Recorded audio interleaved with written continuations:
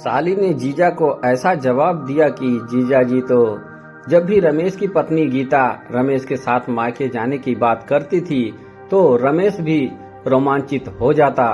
रोमांचित होने का कारण था जवानी की दहलीज पे पैर रखती हुई उसकी खूबसूरत साली निशा।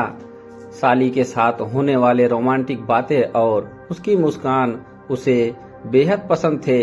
रमेश और गीता ससुराल पहुंच गए।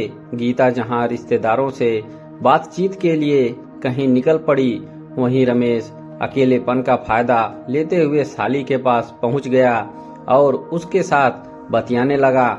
वह साली के मंद मुस्कान और खूबसूरत चेहरे पर फिदा हो चुका था।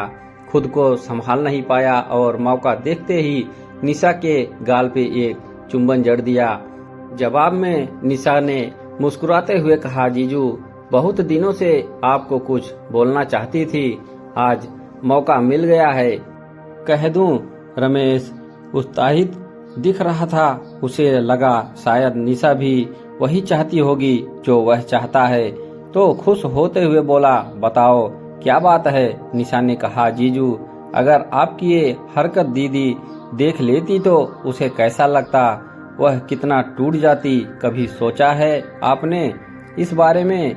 रमेश ने किंचित भी डगमगाए बिना बोल दिया, अरे पगली तुम तो मेरी साली हो, वह कहते हैं ना कि साली आधी घरवाली होती है, यह सब तो तुम्हारी दीदी के साथ होते हुए थोड़े ही होगा।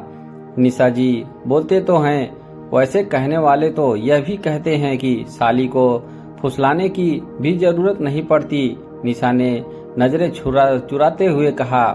रमेश रोमांचित हो रहा था। निशा ने फिर से उससे अनुरोध की, सुनिए जीजू एक और बात भी बोलना चाहती थी पर हिम्मत नहीं जुटा पाई, आज शायद मौका हाथ में है, बोलो ना। रमेश सुनने को आतुर था।